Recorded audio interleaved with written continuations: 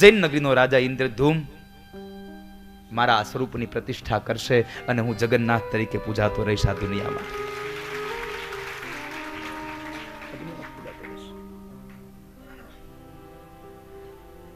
ઇન્દ્રધૂમ રાજાને ભગવાને સ્વપ્નમાં કહ્યું હતું કે તારે મારી પ્રતિષ્ઠા કરવાની છે જગન્નાથમાં જઈને. કેટલી વિરહની વેદનાઓ સાહેબ.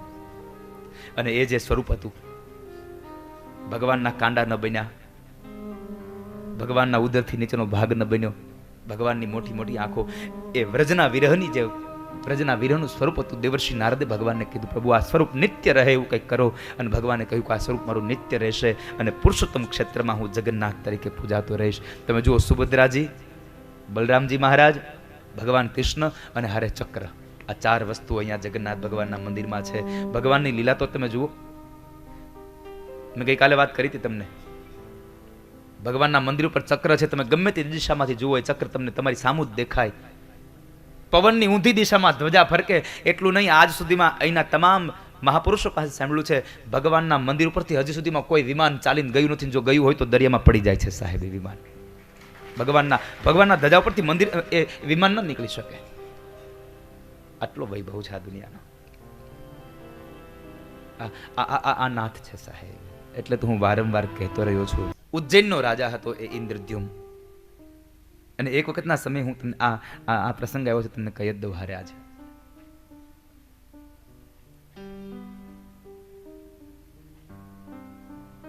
તો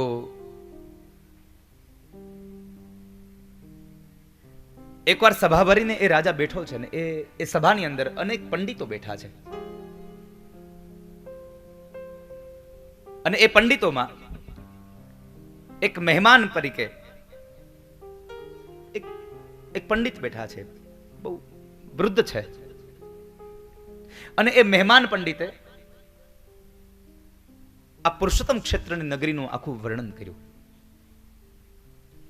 ચક્રતીર્થ, શંખતીર્થ, એના મૂળ ભગવાન કોણ છે? નીલમાધવ. અહીંયા નીલમાધવની વાત છે.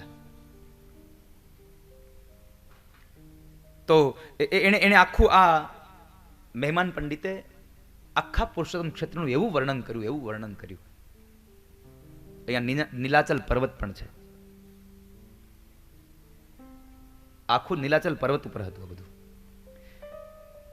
અને એ રાજાને એક રાણી, અને એનું નામ છે ગુંડાચા દેવી.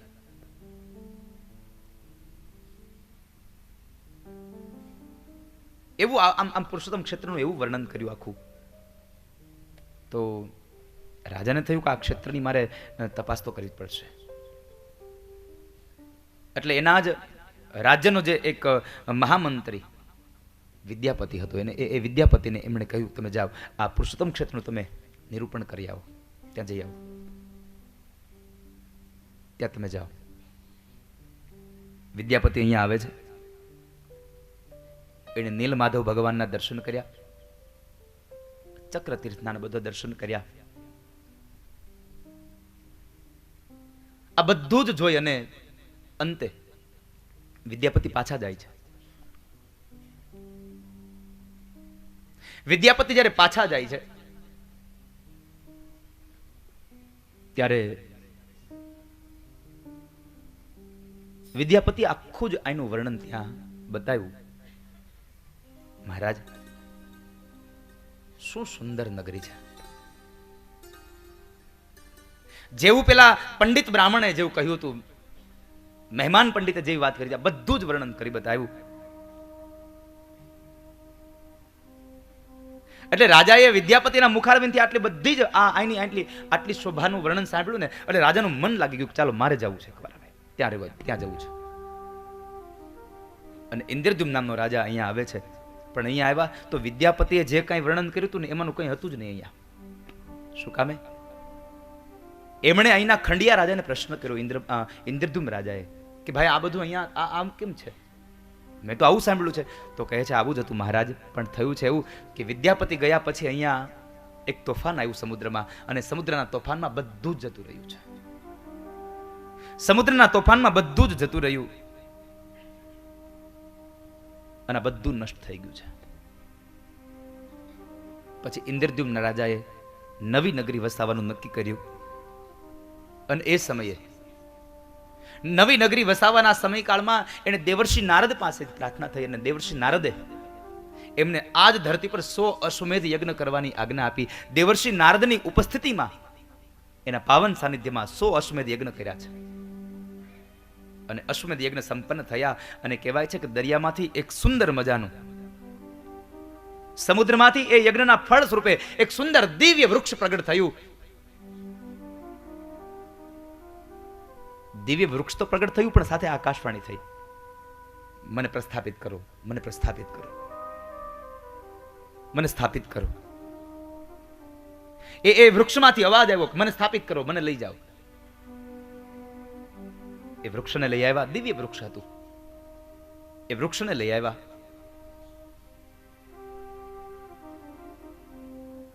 હવે વિચાર કરે છે કે આને કેમ આને કઈ રીતે સ્થાપિત કરવું. એ જ સમયે એક વૃદ્ધ બ્રાહ્મણ ઉભા છે. વૃદ્ધ બ્રાહ્મણ એક પ્રગટ થયા છે અને એ વૃદ્ધ બ્રાહ્મણ કહે છે, મહારાજ તમે જો આ વૃક્ષને મને આપો ને તો આમાંથી સુંદર મજાની ભગવાનનું સ્વરૂપ બનાવું, ભગવાનનું સ્વરૂપ બનાવું. ઇન્દ્રદ્યુમ્ન રાજા નક્કી કર્યું, કઈ વાંધો નહીં, તમે આને બનાવો, સુંદર સ્વરૂપ બનાવો ભગવાનનું. શરત એક વાતની હતી કે હું જે ઓરડામાં બેસું દરવાજો બંધ કરી દઉં, હું દરવાજો ન ખોલું ત્યાં સુધી તમારે કોઈ અંદર આ દરવાજો ખોલવાનો નહીં. આ શરત હતી. ભલે ભૂદેવજી આપની ઈચ્છા. એક તો વૃદ્ધ બ્રાહ્મણ હતા. આ સ્વયં બીજું કોઈ નહોતું. આ સ્વયં વિશ્વકર્મા મહારાજ પોતે હતા. બ્રાહ્મણના રૂપમાં વિશ્વકર્મા પોતે હતા. આ આખી ભગવાનની લીલા છે. તમે જુઓ છો, આપણાથી કરવું, આપણું કરવું, આપણે જે ધારીએ એ કશું જ ન થાય. આ દુનિયામાં ધાર્યું કોનું થાય? હરિનું થાય. ધાર્યું તો ધણીનું થાય સાહેબ. એક કહેવત છે આપણી, ઉંદર કાપે કરંડિયો અને સાપ ઉંદરને ખાય. ઓલા ઘરમાં અંધારામાં ઉંદર આમ આટા મારતો હોય, ભૂખ્યો થયો હોય, અને પછી એમાં કરંડિયો જોઈ જાય એટલે એમ થાય કે લાવ અહીંથી હું આમાં કંઈક ખાવાનું પડ્યું હશે, એટલે એ ઉંદર એને કરંડિયાને કાપે અને અંદર જાય ત્યાં એ જ પોતે જ ખવાઈ જાય. ઉંદર કાપે કરંડિયો અને સાપ ઉંદરને ખાય. ઉદ્યમ કરતા અવળું પડે, ધાર્યું તો મારા ધણીનું થાય. ધાર્યું તો વાત નક્કી થઈ. વિશ્વકર્મા મહારાજ બ્રાહ્મણના રૂપની અંદર ગયા. દરવાજા બંધ થયા. દરવાજાની નીચે એક એટલી જગ્યા રાખી હતી કે એના જમવાની થાળી નીચે જઈ શકે, ભોજનની થાળ નીચે જાય અંદર.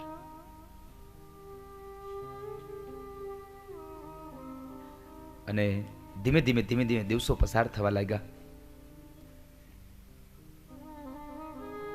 ઘણા દિવસો વ્યતીત થવા લાગ્યા. ઘણા દિવસો વ્યતીત થઈ ગયા. એમાં બનવા લાગ્યું એવું કે જે ઓલો ભોજનનો થાળ અંદર મૂકે ને એ થાળ એમનેમ પાછો આવે, એમનેમ જ હોય, કોઈ જમે નહીં.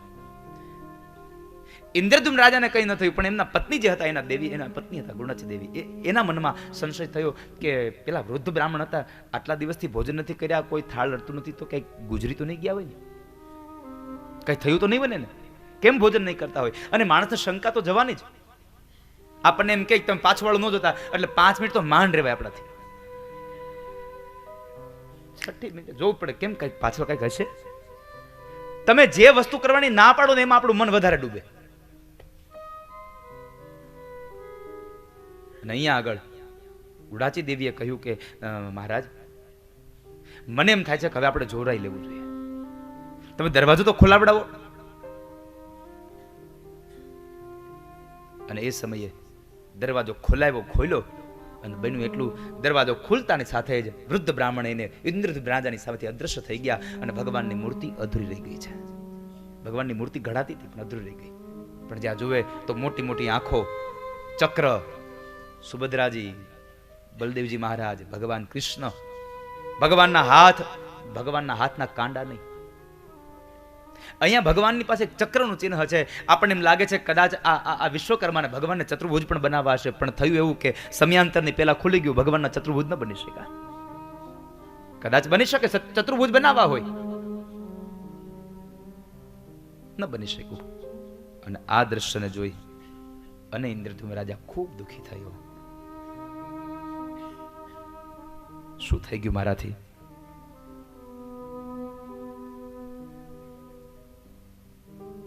સમયાંતરની પહેલા ખોલી નાખ્યો મેં દરવાજો. જ્યારે આંખમાંથી અશ્રુની ધારા વહે છે ભગવાનનું આ રૂપ જોઈને, દેવર્ષિ નારદને શાંત કરે છે. નારદજી શાંત કરે છે. રાજા, ચિંતા ન કરીશ, તું ચિંતા ન કર. મને એમ લાગે છે ભગવાનની ઈચ્છાથી જ આ સ્વરૂપ અહીંયા રચાયું છે. ભગવાનની ઈચ્છાથી જ આ સ્વરૂપ અહીં રચાયું છે. અને હું તમને એટલા માટે કહું છું, ભગવાનની ઈચ્છા જ હતી એટલા માટે જ અહીંયા આંખ અને હાથ થયા છે. આ મોટી મોટી આંખો થઈ છે ને, એનું મૂળ કારણ છે કે દેવર્ષિ નારદે ભગવાનને કહ્યું, પ્રભુ તમે આ રૂપને ત્યાં સ્વીકારો, આ રૂપને તમે સ્વરૂપને તમે નિત્ય બનાવો. દેવર્ષિ નારદે ભગવાનને સ્તુતિ કરી હતી. ક્યાં? સાંભળ રાજા, હું તને દ્વારિકાનો એક પ્રસંગ કહું. હું તને દ્વારિકાનો એક પ્રસંગ કહું, તું સાંભળ. આ જે રૂપ અહીંયા છે ને, એ વ્રજના વિરહનું રૂપ અહીંયા છે. ભગવાનને જે વ્રજનો વિરહ જાગે ને, એ રૂપ અહીંયા ભગવાન જગન્નાથમાં બિરાજે છે. આ શું? એકવાર રૂકમણીજીએ દ્વારિકાની અંદર રોહિણીજીને પ્રશ્ન કર્યો, માં, વ્રજમાં પ્રભુએ આટલી લીલા કરી અને વ્રજમાંથી અહીંયા દ્વારિકામાં બીજું કોઈ તો આવ્યું જ નથી. વ્રજમાં જેટલા પણ વ્રજમાં હતા એમાંથી કોઈ દ્વારિકામાં નહોતું ગયું, માત્ર રોહિણીજી, બીજું કોઈ નહીં.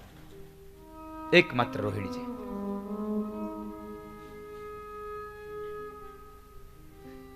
માં, મને પ્રભુની બાળ લીલા કહો ને.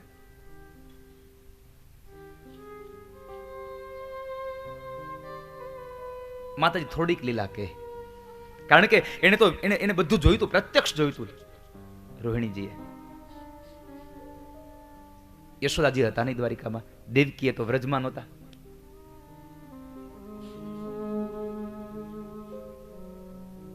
અને આમ પણ આમ પત્નીને ઈચ્છા ન હોય, ક્યારેક ક્યારેક નથી સાસુને પૂછી લેતા કે હે બા, આ તમારા દીકરા નાના હતા તો કેવા કરતા, ફોટા બોટા બતાવો ને,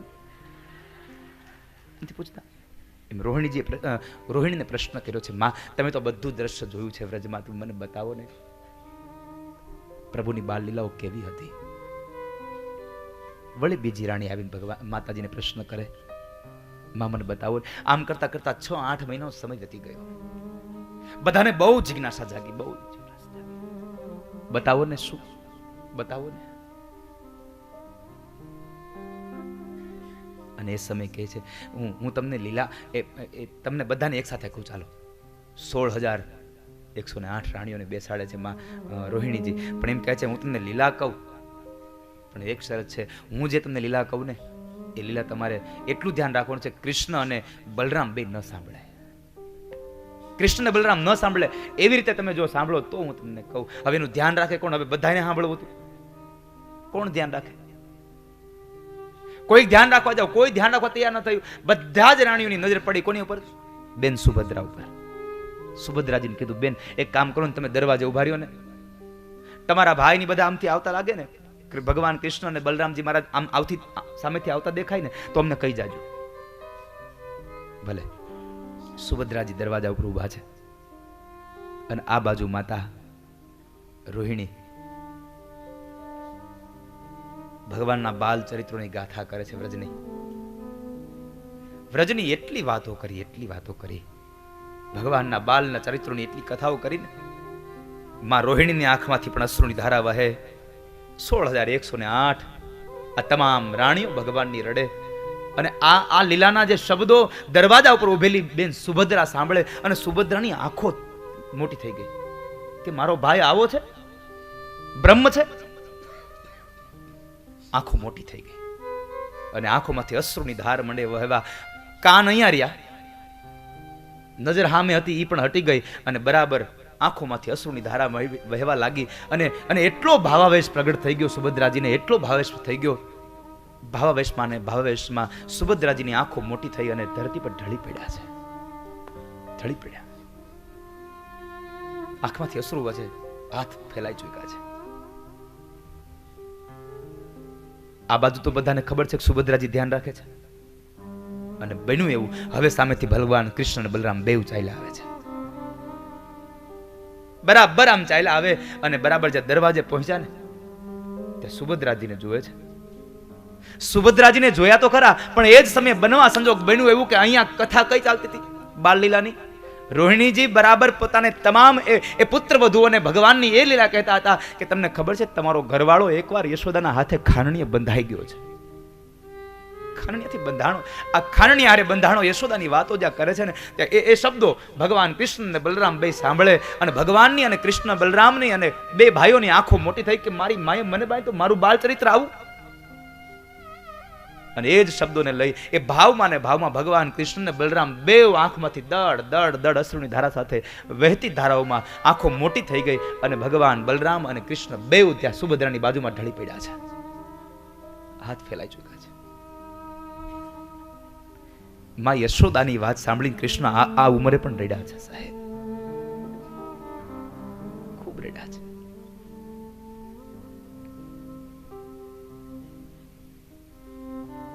અને એ જ સમયે દેવર્ષિ નારદ ત્યાં પ્રગટ થયા છે. નારદ જુએ તો ભગવાન રડે છે, દાઉજી મહારાજ રડે, સુભદ્રાજી રડે છે, બધાની આંખો મૂર્છિત થઈને પડ્યા છે. દેવર્ષિ નારદ અંદર આવ્યા અને કહે છે શું કરો તમે બધા અહીંયા? તમે વાતો બંધ કરો, હવે પ્રભુની દશા તો જુઓ. બધા આવીને જ્યાં જુએ છે કહેવાય છે ભગવાનને મૂર્છામાંથી બહાર લઈ આવ્યા, પાછા લાવ્યા.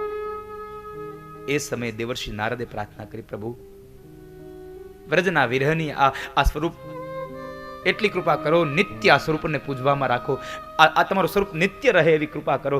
દેવર્ષિ નારદે ભગવાનને પ્રાર્થના કરી. નારદે કીધું કે નારદ, આવનારા સમયમાં ઉજ્જૈન નગરીનો રાજા ઇન્દ્રધૂમ મારા આ સ્વરૂપની પ્રતિષ્ઠા કરશે અને હું જગન્નાથ તરીકે પૂજાતો રહીશ આ દુનિયામાં.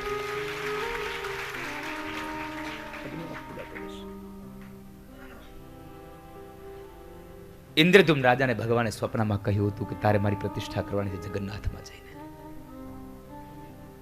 કેટલી વિરહની વેદનાઓ સાહેબ. અને એ જે સ્વરૂપ હતું, ભગવાનના કાંડા ન બન્યા, ભગવાનના ઉદરથી નીચેનો ભાગ ન બન્યો, ભગવાનની મોટી મોટી આંખો, એ વ્રજના વિરહની જે વ્રજના વિરહનું સ્વરૂપ હતું. દેવર્ષિ નારદે ભગવાનને કીધું પ્રભુ આ સ્વરૂપ નિત્ય રહે એવું કંઈક કરો. અને ભગવાને કહ્યું કે આ સ્વરૂપ મારું નિત્ય રહેશે અને પુરુષોત્તમ ક્ષેત્રમાં હું જગન્નાથ તરીકે પૂજાતો રહીશ. તમે જુઓ સુભદ્રાજી, બલરામજી મહારાજ, ભગવાન કૃષ્ણ અને હારે ચક્ર, આ ચાર વસ્તુઓ અહીંયા જગન્નાથ ભગવાનના મંદિરમાં છે. ભગવાનની લીલા તો તમે જુઓ. મેં ગઈકાલે વાત કરી હતી તમને, ભગવાનના મંદિર ઉપર ચક્ર છે, તમે ગમે તે દિશામાંથી જુઓ એ ચક્ર તમને તમારી સામું જ દેખાય. પવનની ઊંધી દિશામાં ધ્વજા ફરકે એટલું નહીં, આજ સુધીમાં અહીંના તમામ મહાપુરુષો પાસે સાંભળ્યું છે ભગવાનના મંદિર ઉપરથી હજી સુધીમાં કોઈ વિમાન ચાલીને ગયું નથી. જો ગયું હોય તો દરિયામાં પડી જાય છે સાહેબ એ વિમાન. ભગવાનના ધજા ઉપરથી મંદિર એ વિમાન ન નીકળી શકે. આટલો વૈભવ છે આ દુનિયાનો. આ નાથ છે સાહેબ. એટલે તો હું વારંવાર કહેતો રહ્યો છું, સાધુનું ભૂષણ છે સાધુ પણ. તિતિક્ષા એ માં કોઈ સાધુના સંગમાં જાજો. ગમે તે પરિસ્થિતિમાં પોતાનો રંગ ન બદલે. એ આ દુનિયાનો સાચો સાધુ છે. માને માધ્યમ બનાવી સાંખ્ય શાસ્ત્રનો ઉપદેશ આપ્યો.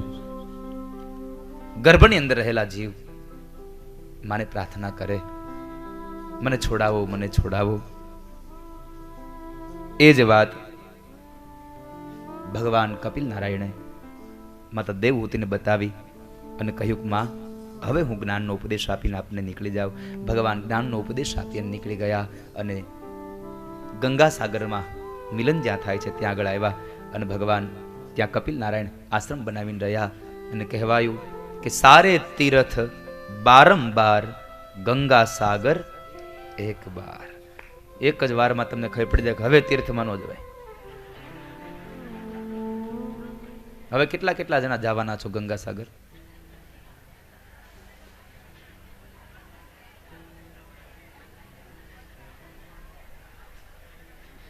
કાલ કરે સો આજ, આજ કરે સો અબ.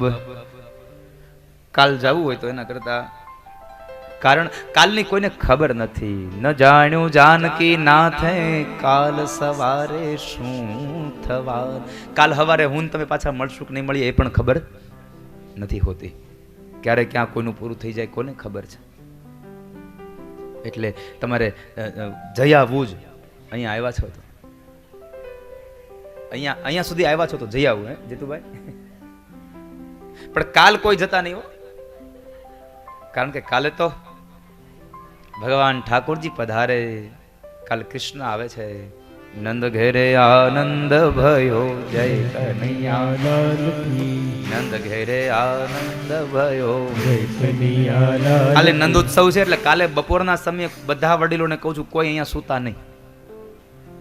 શું કામ ખબર છે? આ બધું શણગારવાનું. જો ઓલું આવે છે એનું સ્વાગત કરવું પડે ને. આપણે ઘરે મહેમાન આવતા હોય તો આપણે આમ હારો ગાલીચો પાથરી દઈએ છીએ. તો આ તો ત્રિભુવનનો અધિપતિ આવે છે સાહેબ. 3 લોકનો અધિપતિ આવે છે તો આપણે એનું સ્વાગત તો સારું જ કરવું પડે. અને એને ફુગાને એવું બહુ ગમે કરે. લ્યો, હા, મટુકી ગમે, ફુગા ગમે. એટલે આપણે આમ કાલ ખબર પડી જો કે નંદ ઉત્સવ છે. બરાબર છે.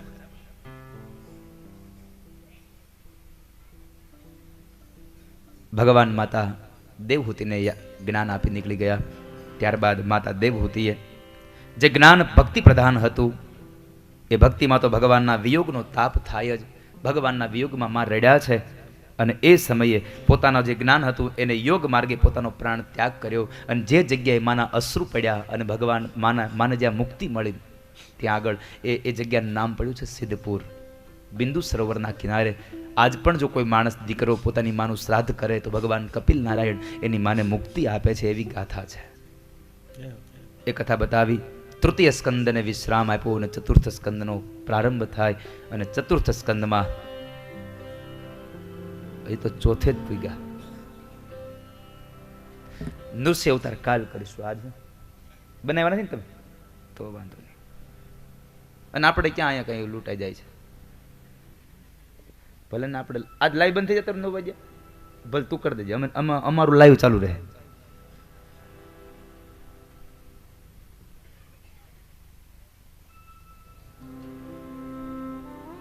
ચતુર્થ સ્કંદનો પ્રારંભ અને ભગવાન વેદવ્યાસની કલમ ચાલી.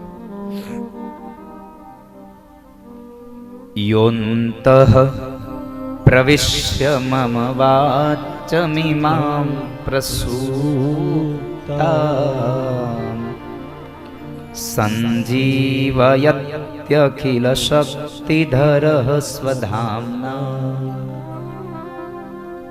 અન્યાશ્ચ હસ્તચરણ શ્રવણત્વગાદીન પ્રાણાન નમો ભગવતે પુરુષાય તુભ્યં. 5 વર્ષનો ધ્રુવ ભગવાનને પ્રાર્થના કરે, પ્રભુ હું બોલું છું ને તો તમારી ઈચ્છાથી બોલું છું, તમારી કૃપાથી બોલું. હું ચાલું છું તમારી કૃપાથી ચાલું છું. આ જીવ ભગવાનને પ્રાર્થના કરો છે, પ્રભુ હું મારા જીવનની જે કાંઈ ક્રિયાઓ થઈ રહી છે એ માત્ર ને માત્ર તમારી કૃપાથી થાય છે. તમારી ઈચ્છા ન હોય તો પાંદડું પણ ન ફરકી શકે. તમારી કૃપા વગર કઈ ન થાય. હરિની કૃપા હોય તો થાય સાહેબ. તો ચતુર્થ સ્કંદમાં મનુ મહારાજની એ દીકરી, એને 3 દીકરીઓ હતી. એમાં દેવહૂતિના લગ્ન થયા કરદમ ઋષિ સાથે, આકુતિના લગ્ન થયા રુચિ ઋષિ સાથે, અને પ્રસૂતિના લગ્ન થયા દક્ષ પ્રજાપતિ સાથે.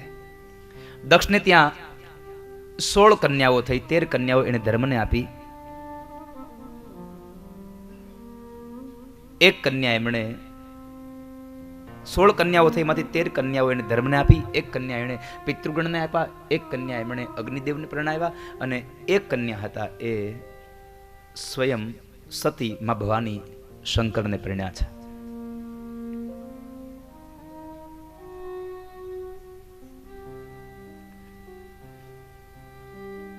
એમાં કરદમ અને દેવહૂતિને ત્યાં જે લગ્ન થયા એને 9 કન્યાઓ થઈ. એમાંની 1 કન્યા અનસુયા અત્રિ ઋષિ સાથે પરણાવ્યા.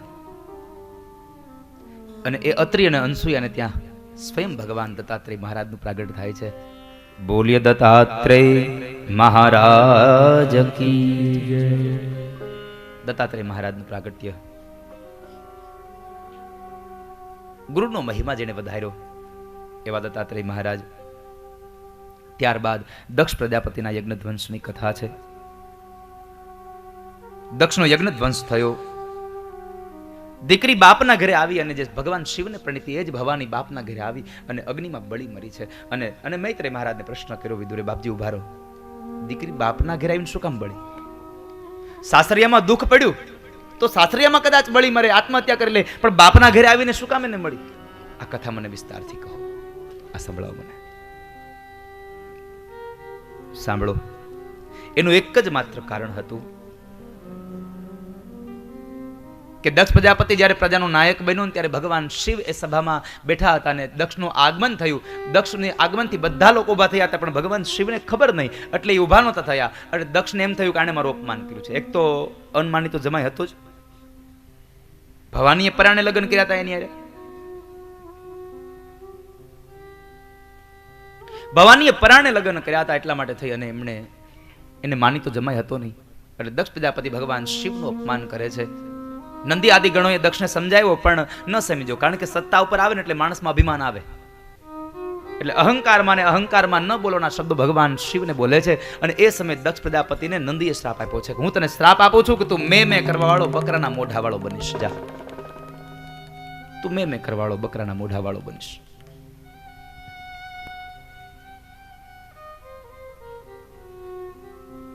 ભગવાન શિવ બધાને લઈને નીકળી ગયા. હવે અહીં ન રહેવાય, ખોટું વાતાવરણ બગડે, ખોટું પ્રસંગ બગડે. નીકળી ગયા, કૈલાસમાં ગયા ભગવાન શિવ. ભવાનીને કઈ વાત ન કરી. ભવાનીની સાથે ભગવાન શિવ જ્ઞાનની વાતો કરે છે. સારામાં સારા વક્તા ભગવાન શિવ પોતે છે. ભગવાન શિવ પોતે કથા કરે છે. ગીતાજીના જ્ઞાનનો ઉપદેશ માં ભવાનીને સંભળાવતા હતા, પછી ભાગવતના વક્તા બન્યા. પહેલા તો ગીતાજીનો ઉપદેશ ભગવાન સમજાવતા હતા. અને એ સમયે ભવાની માતા સતીએ પ્રશ્ન કર્યો, પ્રભુ આ ગીતાજી આટલા સુંદર છે, ગીતાજી આટલા સુંદર છે, તો મને એ તો કહો કે જેને ગીતાજી લખ્યા છે એ ગીતાનો ગાનારો કેટલો સુંદર હશે? ગીતાનો ગાનારો કેટલો સુંદર હશે? મને આ જેને ગીતાજી ગાયા છે એની કથા મને કરો ને. અને પછી ભગવાન શિવ ભાગવતની કથા કરે છે. કથા ચાલતી હતી. આ બાજુ દક્ષ પ્રજાપતિએ ભગવાન શિવનું અપમાન કરવા માટે થઈ અને યજ્ઞ રાખ્યો. તમામ દેવી દેવતાઓને આમંત્રિત કર્યા છે, પણ ભગવાન શિવ અને પોતાની દીકરી ભવાની સતીને આમંત્રિત ન કર્યા. ભગવાન શિવ કથા કરે, ભવાની સાંભળે, સારા સારા શબ્દો નીકળે એટલે હરે નમઃનો નાદ પડે. એમાં બરાબર વિમાન ઉપરથી નીકળવા માંડ્યા. ભવાનીએ પ્રશ્ન કર્યો, પ્રભુ આ બધા દેવતાઓ ક્યાં જાય છે? આજ ક્યાંય ધર્મસભા છે? ભગવાન કહે છે ના. તો પછી આ ક્યાં જાય છે? ભગવાન કહે છે તમારા પિતાશ્રીના ઘરે જાય છે. મારા બાપની ઘરે શું કામ? ભવાની આ તમારા પિતાજીના ઘરે આજે યજ્ઞ છે. મારા પિતાશ્રીના ઘરે યજ્ઞ? હા. ભવાનીને ખૂબ દુઃખ લાગ્યું, મારા બાપની ઘરે યજ્ઞ, મને આમંત્રણ પણ ન દીધું. ભગવાન આખી વાત માંડીને કરી કે મારે તમારા પિતાશ્રી વચ્ચે થોડો અણબનાવ બન્યો છે, એટલે તમારે પિતાશ્રીએ મારું અપમાન કરવા માટે તેને આ યજ્ઞ કર્યો છે, બીજું કોઈ કારણ નથી. ભવાની કહે છે ચાલો ને પ્રભુ જઈએ, હું મારા પિતાશ્રીને સમજાવી દઈશ અને તમારા બેયની વચ્ચે હું સમાધાન કરી દઈશ. ચાલો આપણે જઈએ.